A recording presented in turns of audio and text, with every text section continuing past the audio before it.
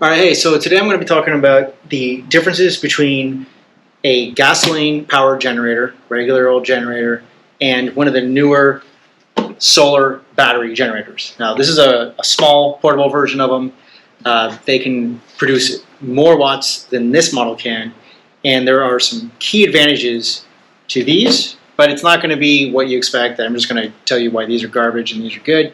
There are advantages to keeping a conventional generator, and to give you the bottom line up front, if you can afford it, I recommend you have one of each. All right, so first, the differences, in case you're not aware, real quick, because I know most people are. These new solar generators, and I'll call them solar generators because they are designed to be recharged from a solar panel. I'll also refer to it as a battery generator or a solar battery generator. So these, now they come with lithium-ion batteries as an option, and they have pure sine wave inverters like this one does. So you can bring these inside. You can not have to run a huge extension cord, and there's problems with extension cords that a lot of people aren't aware of, such as why you shouldn't just get the longest extension cord and why voltage drop could damage your appliances when you always use the longest extension cord. I'll talk about that a little bit later, but I want to explain the differences because most people are familiar with a regular gas-powered generator. It's kind of a no-brainer for some people. You have a generator for emergency preparedness. But only in the last few years has the alternative become completely viable. In the past, the solar generators just didn't generate enough power. They weren't a good option. Now they are. And I'll explain why. So, okay, cost per kilowatt. So the cost per kilowatt is more expensive for a gasoline generator if you're running it off of gasoline, and here's why. These new solar generators, they are more expensive up front, but what happens is you amortize the cost the more you use it, the longer you use it, when you're using alternative sources of energy, i.e. solar. So that's the summary. The cost per kilowatt hour, it's going to get more expensive if you look at the lifetime of this. Every time you fill it up, that's another maybe 10, 20, depending on the price of fuel, another couple $dozen that goes towards the lifetime cost of ownership. And also you have to factor in the oil changes, the filter changes, belt changes if you need it, gears. That all has to be factored into the lifetime cost. And that is what you would really calculate the cost per kilowatt over its lifetime. Whereas these, generally solid state, they probably have fans and the battery can wear out and be replaced. So that has to be figured too. So after 10 years runtime, see what breaks even or saves you money. And if you're always recharging this over solar or from your car's alternator at a minimal increase in fuel consumption to your car, that could offset the cost as well.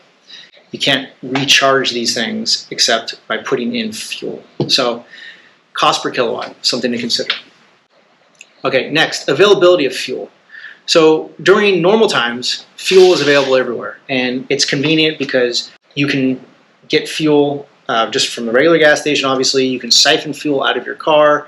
You can keep fuel stored at your house. Now, the problem with that is fuel has a shelf life, and I'll talk about that in a sec, but availability of fuel during an emergency is not going to be anywhere near as available as it is during a normal time. Why is that? Because there's going to be fuel shortages no matter what. And if there's a disaster, you're going to have gas stations that may not have backup power. They may not be able to pump the fuel. You're going to have to go to a gas station that does have backup power and has fuel. And the ability to restock the fuel supplies, because it requires diesel trucks carrying gasoline to fill the tanks at the gas station, that could be compromised if the roads are inaccessible, if there's a fire, if there's an earthquake, if it's a major lockdown environment. So you need to be able to provide power for your house if you're sheltering in place, or if you're bugging out, you need to have ability to have power with you.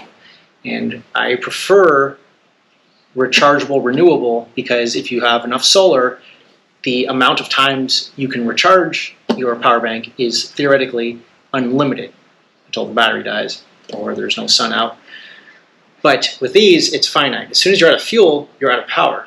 Now, what most people do is they store fuel for long-term storage. It's safe for about a year, and you can use the fuel stabilizers. And I'll show a picture of that, the ones that I use for the gasoline and diesel. But the point is, availability of fuel during an emergency, it's really not going to be any different for a solar power bank, assuming the sun is out at least a few hours a day. And that's the advantage of getting multiple solar panels that you can daisy chain together. You're going to be limited by the max voltage of input for this, but as long as you're right up against that, you can pump in a ton of power during the day, charge everything during the day, top everything off, and then have more than enough power to get you through the night until the next day. And there's most likely going to be sun the next day. Now, I know that's an oversimplification. You're going to have storms, you're going to have cloudy days where you're not going to be able to generate enough solar, or maybe not even at all. So this is why ideally you would have a conventional gas generator and the solar battery generator. And you can charge this from this. So when you are running this and you have an outlet available that you're not using, you might as well charge your solar generator. It'll charge faster in most cases than it will off solar, and it's going to be a minimal extra draw as long as you're using this thing anyway. But what I generally would recommend if you have solar regeneration capability is use this thing first. Keep this as a backup because it is a finite amount of fuel. And this is why I'd recommend getting a larger one that's going to produce at least as many watts as this, if not more. And that way you can power your emergency refrigerator to keep your food from spoiling. You can power key appliances. I'll show you that you can use a rice cooker, a pressure cooker. Those do use a considerable amount of watts, but if you have no other way to cook your food, and especially if you have a situation like we had in Louisiana where food was spoiling because it had no electricity to power the refrigerator, many homes had dozens of pounds of food that were going to go bad. But since their appliances were electric, they couldn't use their stove, they couldn't use their oven. Obviously the fridge had no power, so that's why the food was spoiling. So they had no way to cook. And I have another video of how to use a solar oven. It's basically a solar grill that uses the sun to cook sausages, vegetables, steak if you cut it up. Then you don't have to worry about power, you don't have to worry about electricity, but most people don't have that. So in a pinch, you can use your generator to power your pressure cooker, your air fryer. You can use your inverter on your car to do the same. And your car is a great generator as well, which I'll show you in a moment. But back to this. So availability of fuel, I hope that summarizes it succinctly. Maybe not succinctly, but effectively. So in an emergency, the power is probably going to be compromised, and the gas stations that require power because they don't have backup generators or they only have a finite supply of fuel for the backup generator, which is ironic because it's a gas station, but that does happen. There's going to be gas lines. It's going to be dangerous. People are going to be at their wits' end. They probably haven't slept in days, maybe even weeks. They're going to be in desperate conditions, and that's when not just common decency, but laws are just disregarded because it becomes survival mode. And you never know what people are going to do in a survival situation. The most calm-natured, well-mannered people, I've seen them become a person that I had never seen before. It was a completely different person. Most people have normal operating parameters.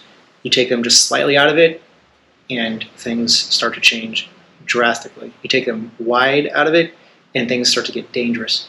So the more you can stay out of public because you have what you need at home, that is safer for you, and it's safer for your family. And it's not just because you aren't having to go out to procure these items. It's that you aren't bringing people back. There's going to be desperate people that are following people who have gas in their cars.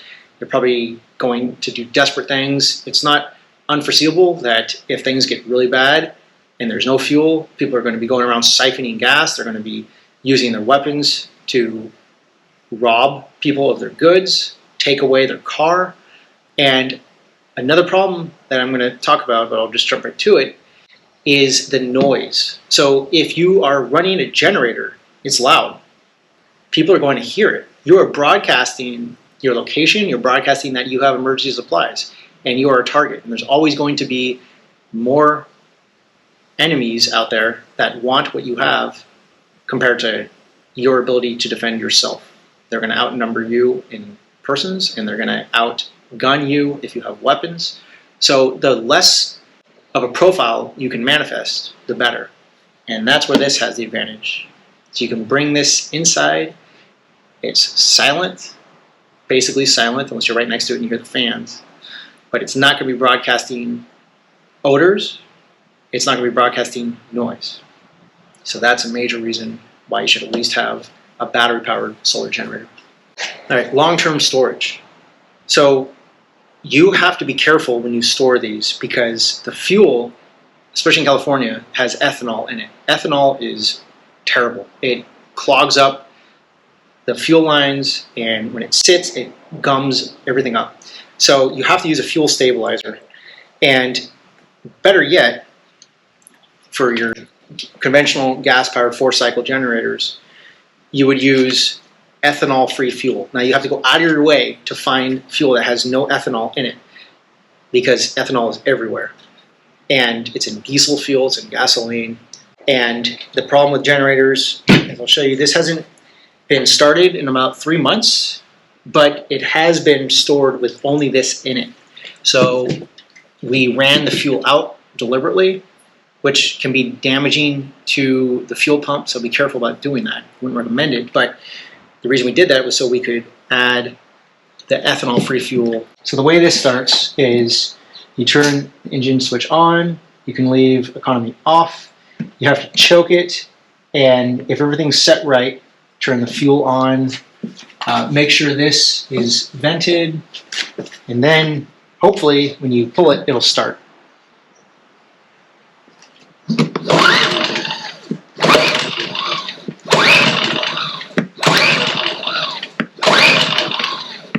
You can choke off.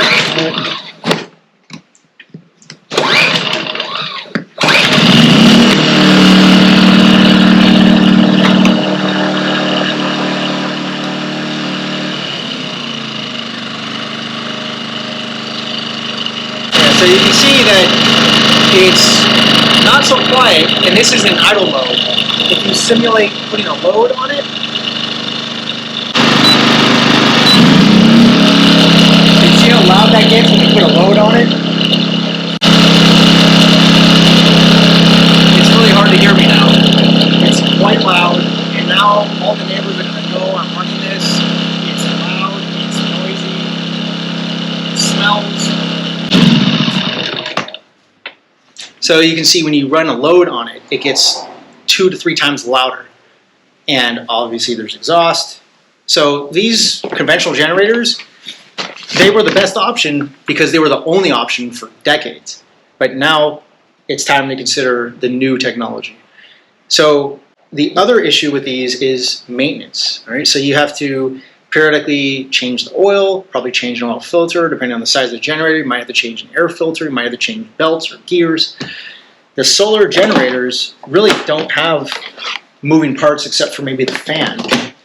Now, there is the fact that the battery in these has a finite lifespan. And the lithium batteries now will last much longer, but they are more expensive. And they are also a lot more resilient. They have their own battery management system in there, so you can't damage the battery by running it too low. It'll just shut off at a certain threshold. Whereas the old AGM batteries that you have in your car, you can damage those if you run them too low too many times. So maintenance, definitely advantages for these. All right, so sources of power. With a conventional generator, you really don't have any option other than to put gas in it. That's where you get the power from. Now from that, you can siphon fuel from your cars, you can siphon fuel from a fuel tank if you have one at your ranch or something. You can also keep fuel on hand as long as you have stabilizers in it and you cycle it out at least once a year if it has a stabilizer in it. But gasoline really starts to degrade just after a few months. Diesel does last longer. If you're going to have a conventional powered generator, probably a good idea to consider diesel because you can run those from multiple sources. With an upfit kit, you can run them from vegetable oils. But you're probably not going to have that much vegetable oil around unless you can go to a fast food restaurant and get a drum of, hopefully somewhat purified vegetable oil. If it's just that deep fried, discarded oil, it will probably work, but it's likely going to gum up your system and it won't work for that long. So sources of power for one of these are multiple. Obviously solar, and solar would be the best because you can charge it unlimited amounts of time. It charges quite quickly. The amount of solar panels you can combine is unlimited. It's only limited by the amount of volts that your battery bank can accept. So most of them are smart enough where if you overpower it with solar, it'll only take what it can digest, essentially. Now, the other option is to power this with your car.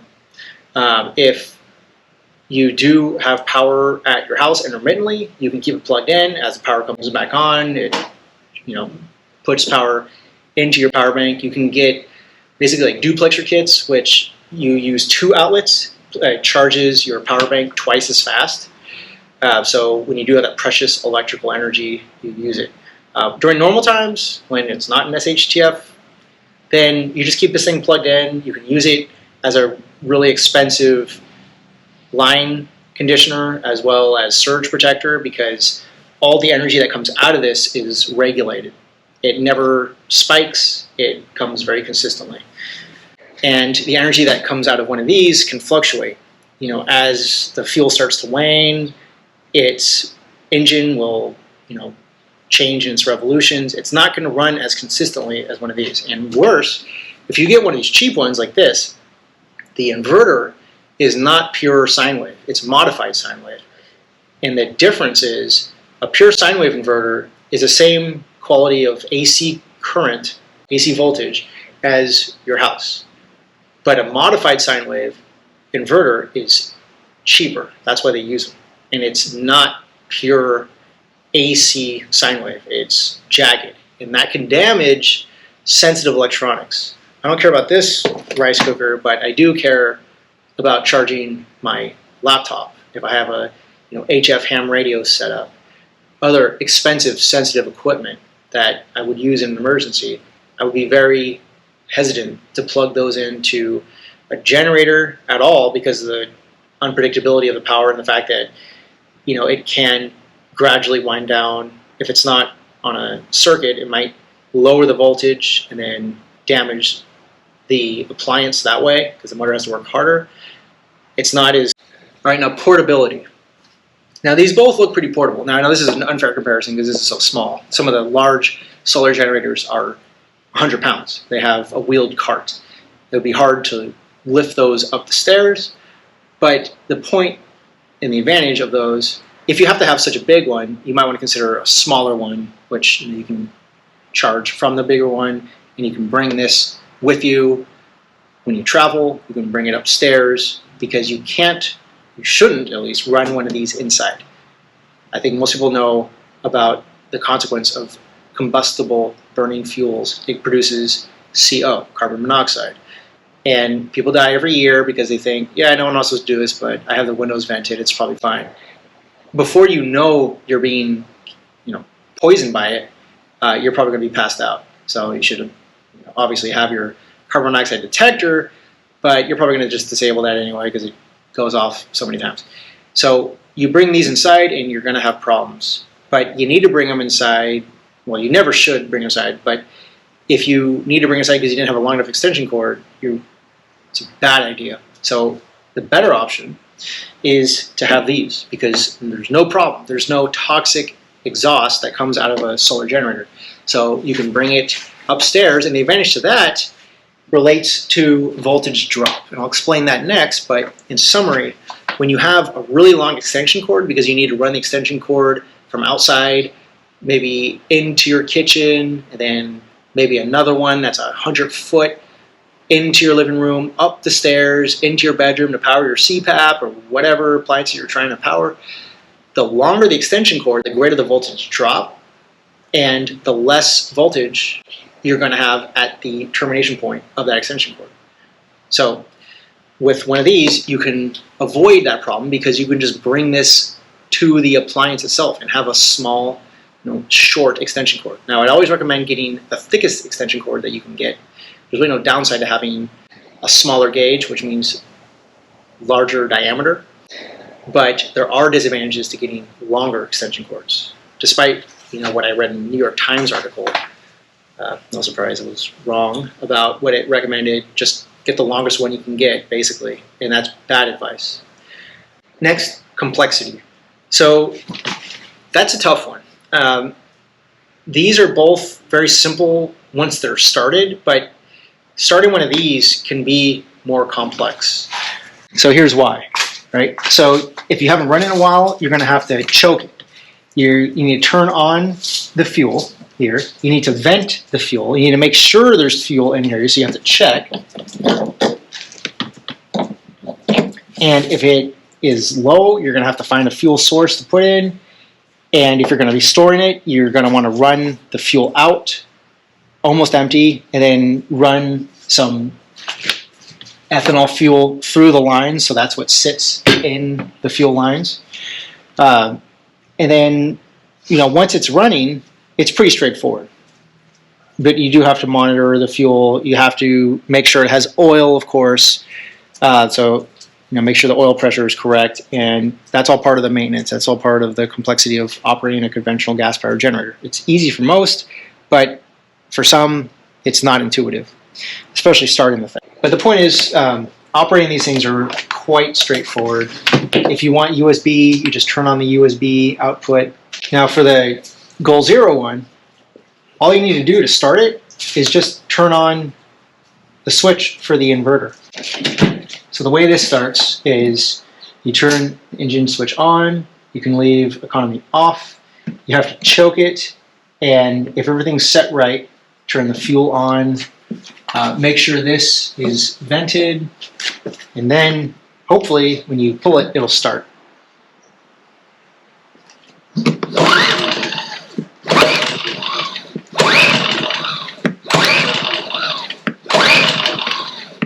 You can choke off.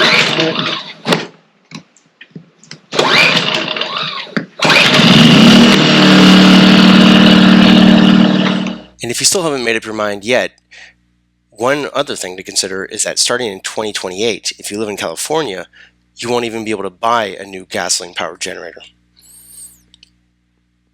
I hope you found this video helpful. Please let me know how I can make these better. I spent a lot of time researching, recording, editing these videos, and I appreciate the time you've spent watching them. Thank you.